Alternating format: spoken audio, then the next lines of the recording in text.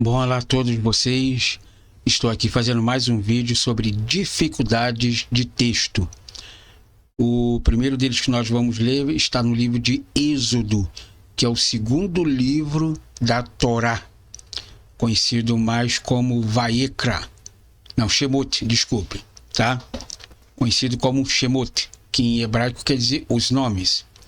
E ele diz no capítulo 1, verso 15, que duas parteiras hebreias puderam atender tantas mulheres hebreias. Então, como é que duas parteiras puderam, então, fazer um parto de muitas mulheres? Então, de acordo com Êxodo, capítulo 12, verso de número 37, e Números, capítulo 1, verso de número 4, o número dos filhos de Israel, quando eles saíram do Egito, era de cerca de 2 milhões de pessoas. Isso aqui é uma estimativa, tá, da época, tá bom? Não quer dizer que seja exatamente 2 milhões de pessoas necessariamente, tá? Isso significa que deveriam ser centenas de milhares de mulheres para fazer esse parto. Mas, entretanto, em Êxodo capítulo 1, verso 15, afirma que Faraó falou com apenas duas parteiras hebreias, que eram Sifrá e Puá. Ora, se a estimativa era de 2 milhões de pessoas, suponhamos que sejam homens e mulheres. Então, vamos fazer uma conta matemática aqui, então. Então, seria mais ou menos, essa é uma estimativa, tá bom? Que seria, então, 1 milhão de homens e 1 milhão de mulheres. Então, como é que duas parteiras sozinhas puderam fazer 1 milhão de partos? Tá? Isso é uma estimativa. E como é que apenas duas parteiras poderiam dar conta de um número tão grande de mulheres? Tá? Então, se você quer saber realmente essa resposta, fica comigo aqui, que já já nós vamos compartilhar e entrar nesse mundo maravilhoso que é a Bíblia Sagrada.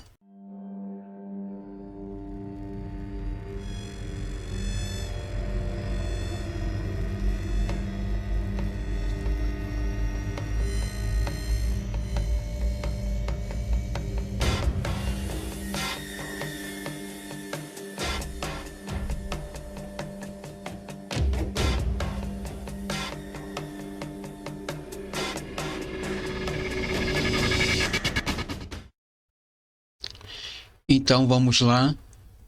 A primeira solução delas é: Faraó falou apenas com elas duas porque elas eram as líderes das parteiras das mulheres hebreias. A história registra que a sociedade egípcia era altamente organizada. Então, na verdade, não era alguma coisa assim, a lá qualquer coisa, entendeu? Não era desse jeito. Tá bom? E a história também registra que a sociedade egípcia era altamente organizada e havia indivíduos que atuavam como supervisores em praticamente todas as profissões e ofícios. Então, cada um tinha uma parte ali. Quando diz no texto aqui de Êxodo, capítulo 1, verso 15, que afirma que Faraó falou com apenas duas parteiras, o texto está dizendo que ele falou com as mulheres que eram supervisoras dessas parteiras. Isso não quer dizer que o texto está dizendo que existia somente duas parteiras, tá bom? Elas eram as supervisoras desses partos, tá bom? E uma boa parte do comércio era regulamentado pelo governo, e o que os artesãos tinham em se sujeitar ao ofício do governo de seu distrito. Foi dentro desse tipo de estrutura que os israelitas tiveram de indicar aquelas duas mulheres para atuarem como superintendentes de um grande número de parteiras hebreias. Isso você pode conferir em Êxodo capítulo 18, do verso 24 ao 25. E esse tipo de estrutura organizacional, quase não saí, permitiu facilitar a interação com os oficiais egípcios.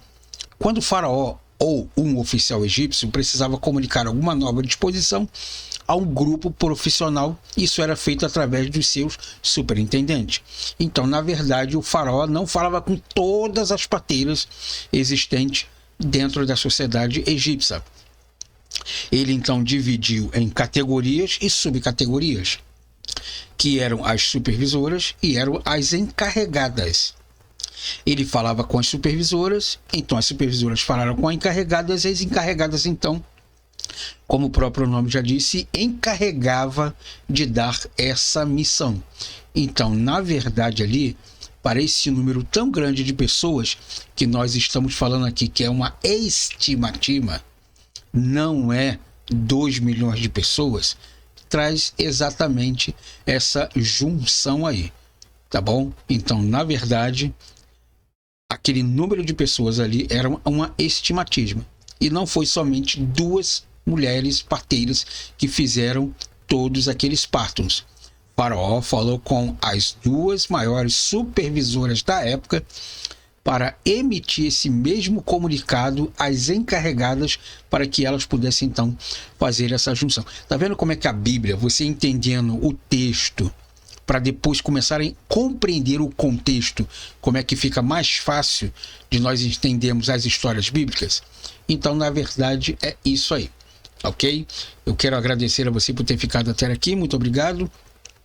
Espero vocês aqui, então, em um próximo vídeo, ao qual nós vamos tratar de outros assuntos, tá bom? Eu devo gravar mais algumas aulas de hebraico, de grego, e vamos falar também de uma série sobre as Massorá. Se você tiver uma Bíblia em hebraico aí, você vai ver logo debaixo do rodapé dela alguns símbolos, alguma coisa que remete ali a alguns códigos das escrituras ali. Então eu vou ensinar você a ler todos aqueles códigos ali, tanto da Bíblia hebraica quanto o do texto grego, que nós chamamos de aparato crítico, tá bom? Então, mais uma vez eu agradeço a sua atenção e espero você então numa próxima aula e tchau, tchau.